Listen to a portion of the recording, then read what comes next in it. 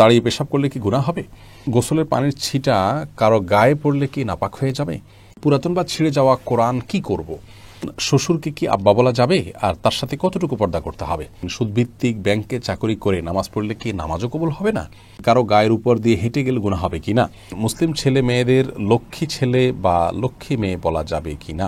3 দিন গোসল না করলে কি গোসল ফরজ হয়? কারো যদি আলাদা দাঁত লাগানো থাকে মৃত্যুর পর তা খুলে ফেলতে হবে কি না? কত বছর বয়সে নামাজ রোজা আবশ্যক হয়? বেকারত্ব থেকে মুক্তির কোনো আমল আছে কি না? নামাজরত অবস্থায় মেয়েদের চুল খোলা থাকবে নাকি বাঁধা থাকবে? তাহলে আর বিলম্ব না করে শুরু করি। আপনাদের ইতোমধ্যে যে সমস্ত প্রশ্নগুলো আমাদের কাছে এসে পৌঁছে গেছে সেগুলোর উত্তর দেওয়ার পালা। গোসলের পানির ছিটা কারো গায়ে পড়লে কি নাপাক হয়ে যাবে? উত্তর হলো, গোসলের পানির ছিটা, সাধারণ পানির ছিটা যদি কারোর গায়ে গিয়ে পড়ে তাহলে সেটি নাপাক হবে না, তার শরীর নাপাক হবে না, কাপড়ের উপর লাগলে সে কাপড় নাপাক হবে না। তবে শরীরে যদি কোথাও দৃশ্যমান নাপাক থাকে শরীরের উপরে, সেই জায়গাতে পানি পড়ে এবং সেই পানিটা গিয়ে নির্দিষ্টভাবে কারোর গায়ে লাগে, তাহলে সেই অংশ, যে অংশে লাগবে শুধুমাত্র সেই অংশটা নাপাক হবে, সেটিকে ধুয়ে ফেললেই পাক হয়ে যাবে। আর যদি এরকম দৃশ্যমান কোনো নাপাক না থাকে, জাস্ট তার গোসল ফরজ হয়েছে হয়তো, কিন্তু শরীরের উপরে কোনো দৃশ্যমান নাপাক নাই, তাহলে শরীরের উপরে যে পানি ব্যবহার করা হবে সেটা ছিটা গিয়ে অন্য কারো কাপড় পড়লে সেটি নাপাক হবে না। কারণ নাপাক দূর করার জন্য আমরা উজু করি, গোসল করে থাকি, এই ব্যবহৃত পানি নাপাক হয়ে যায় না যদি সেখানে দৃশ্যমান নাপাক না থাকে। এরপরে যে প্রশ্ন দেখতে পাচ্ছি তা হলো নাসিরউদ্দিন বাতুল, আপনি জানতে চেয়েছেন পুরাতন বা ছিঁড়ে যাওয়া কোরআন কি করব?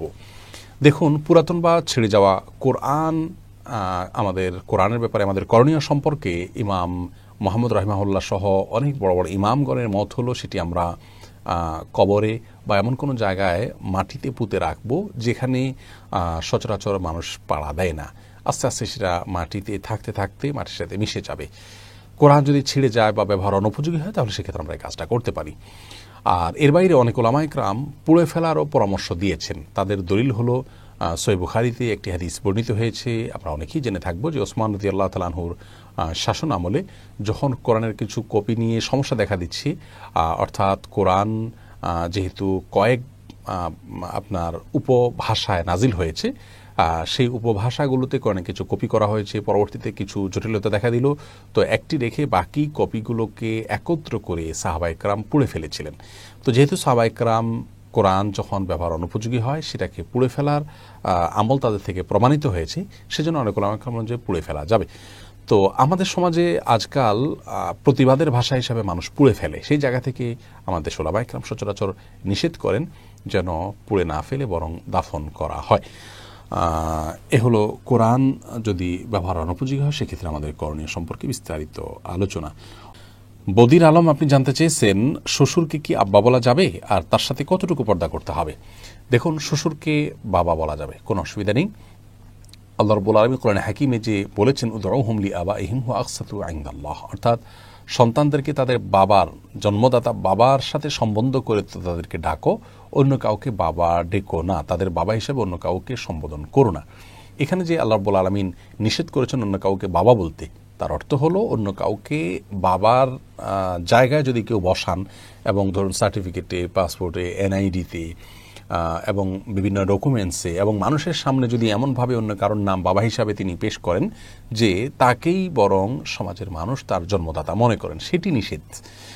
শ্বশুরকে যদি কেউ বাবা বলেন, সেক্ষেত্রে সমাজের সবাই জানেন যে এই ভদ্রলোক তার জন্মদাতা পিতা নন, এটা সম্মানসূচকভাবে শুধুমাত্র বলা। অতএব ইন্নামাল আমালু বিন্নিয়াত, আপনি তাকে বাবা বলতে যেটা বোঝায় মানুষ, সে অর্থে বাবা বোঝাননি, যার কারণে শ্বশুরকে বাবা বলাতে কোনো অসুবিধা হবে না ইনশাআল্লাহ বিইذনিল্লাহ। শ্বশুর সাথে কতটুকু পর্দা করতে হবে পুত্রবধূর? এর উত্তর হলো, একজন মাহরামের সাথে যতটুকু পর্দা করবেন আপনি আপনার নিজের বাবার সামনে যতটুকু পর্দা করবেন, নিজের ভাইয়ের সামনে যতটুকু পর্দা করবেন, তার সামনে ততটুকু পর্দা করবেন। চেহারা এমনকি মাথার চুল ইত্যাদি খোলা থাকলেও গুনাহ হবে না, পর্দার লঙ্ঘন হবে না। হাতের তালু এবং বাহ্যিক অংশ, পায়ের বাহ্যিক অংশ, এগুলো আপনি খোলা রাখতে পারেন তার সামনে। একই কথা প্রযোজ্য হবে শাশুড়ির বেলায় এবং জামাইয়ের বেলায়। জামাই তিনি শাশুড়ির এই চেহারা, হাত এবং পা, এই অংশগুলো দেখতে পারবেন। তার মায়ের, তার বোনের যে অংশগুলো তিনি দেখতে পারেন, ইনিও তার মাহরাম হয়ে গেছেন, সেই হিসাবে তারও সেই অংশগুলো দুটো দেখতে পারবেন। এর পরের প্রশ্নটি করেছেন দ্য ব্যাংকার গাই, আইডি থেকে আপনি জানতে চেয়েছেন সুদভিত্তিক ব্যাংকে চাকরি করে নামাজ পড়লে কি নামাজও কবুল হবে না? না ভাই, এমন কোনো কথা নেই। সুদভিত্তিক ব্যাংকে চাকরি করলে উপার্জন আপনার হারাম হলো, কিন্তু নামাজ হবে না এমন নয়। ফরমাল যে কাজগুলো আছে নামাজের, সেগুলো যদি আপনি সঠিকভাবে সম্পাদন করেন আপনার ইবাদত হয়ে যাবে এবং ফরজ আপনার আদায় হয়ে যাবে, ফরজ থেকে আপনি দায় মুক্ত হয়ে যাবেন। কিন্তু হারাম ভক্ষণকারী দেহ সেটি জান্নাতে যাবে না, তিরমিজির হাদিসে বর্ণিত হয়েছে। এবং এরকম মানুষ যখন আল্লাহর কাছে দোয়া করবেন সে দোয়াও কবুল হবে না, হাদিসে রয়েছে। কিন্তু ইবাদতের যে ফর্মালিটিস আছে সেগুলো যদি আপনি মেনটেন করেন আপনার ইবাদত হয়েছে এমনটি বলতে হবে। ইবাদত হয়নি বা হবে না এরকম কোনো কথা বলার সুযোগ নেই। রাবেয়া ইয়াসমিন আপনি জানতে চেয়েছেন কারো গায়ের উপর দিয়ে হেঁটে গেলে গুনাহ হবে কি না। কারো গায়ের উপরে হেঁটে গেলে সরাসরি কোনো গুনাহ হবে না, কারণ কোরআন হাদিসে এরকম কিছু নিষেধ করা হয়নি। কিন্তু যে কোনো মানুষের প্রতি সম্মান প্রদর্শন করা উচিত। কারো অসম্মান হয়, সম্মানহানি হয়, কারোর প্রতি অপমান প্রদর্শন হয়, এমন কোনো কাজ করা উচিত নয়। আর এই সম্মান অসম্মানের বিষয়টি ভ্যারি করে পরিবেশের উপরে, আপনার সমাজের উপরে, কালচারের উপরে। যদি কোনো অঞ্চলে কোনো ব্যক্তির পায়ের উপর দিয়ে, শরীরের উপর দিয়ে, পাও দিয়ে চলে যাওয়া এটাকে যদি দূষণীয় মনে করা হয় তাহলে সেটাকে অ্যাভয়েড করা উচিত। কারণ এই বিষয়গুলো অসম্মান প্রদর্শন করাটা এটা কালচারের উপর নির্ভর করে। এরাবিনদের কাছে এটা কোনো কালচার, মানে এটা কোনো অসম্মানের বিষয় নয়, এটা তাদের প্রতিষ্ঠিত কালচার, যার কারণে কারোর গায়ে যদি পাও লাগে সেটাকেও তারা দর্শনীয় মনে করেন না। কিন্তু আমাদের সেটা দর্শনীয়, এই দিক থেকে আমাদের সে অ্যাভয়েড করা উচিত। কিন্তু এটা কি হারাম বা নাজায়েজ বা এটা করলে কোনো গুনাহ হবে এমনটি মনে করার কোনো কারণ নেই। আর বিশেষ করে একান্ত কাছের লোকদের গায়ের উপর দিভাবে গেলে কেউই দর্শনীয় মনে করেন না, সেদিক থেকে কোনো অসুবিধা নেই। আবার অনেকে মনে করেন যে কারোর শরীরের উপরে আপনার শরীর ওভারটেক করে যদি কদম দিয়ে যায় তাহলে তার শরীরের উপর দিয়ে গেলে তার হায়াত কমে যায় বা নানা রকমের কুসংস্কার জন্য কথা আছে, এগুলোর কোনো ভিত্তি ইসলামে নেই। এরপর জেন্টেলম্যান আইডি থেকে আপনি জানতে চেয়েছেন মুসলিম ছেলে মেয়েদের লক্ষ্মী ছেলে বা লক্ষ্মী মেয়ে বলা যাবে কি না। না ভাই, এভাবে বলা উচিত নয়। আমরা অনেক সময় নিজের সন্তানদেরকে স্নেহ করে ভালোবেসে লক্ষ্মী বলি, অনেক সময় স্বামী স্ত্রী একে অন্যকে বলেন। লক্ষ্মী বলা উচিত এই জন্য নয় যে হিন্দুদের একটি ধর্মীয় বিশ্বাস হলো তারা একজন দেবীকে লক্ষ্মী বলে তারা সম্বোধন করেন, ডাকেন, বিশ্বাস করেন। তারা মনে করেন যে সৌভাগ্য, ধন, ঐশ্বর্য এগুলোর অধিষ্ঠাত্রী হলেন সেই দেবী। তো সেই জায়গা থেকে তাকে লক্ষ্মী বলা হয়, ভালো লক্ষণ তিনি বহন করেন।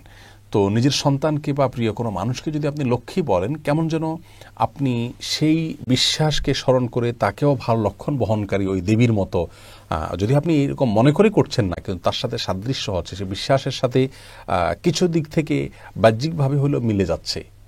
আর শিরক এবং মুশরিকের বিশ্বাসের সাথে বাহ্যিকভাবেও সাদৃশ্য হয় এমন কোনো কাজ একজন মুসলমানের করা উচিত নয়। সেই জায়গা থেকে লক্ষ্মী ছেলে, লক্ষ্মী মেয়ে বলাটা অনুচিত। হোসাইনা খাতুন আপনি জানতে চেয়েছেন 3 দিন গোসল না করলে কি গোসল ফরজ হয়? না, 3 দিন গোসল না করলে গোসল ফরজ হয় এমন কোনো কথা নেই। অনেকে মনে করেন যে 3 দিন বা এতদিন গোসল না করলে তখন গোসল করতে হয় ফরজ হিসেবে।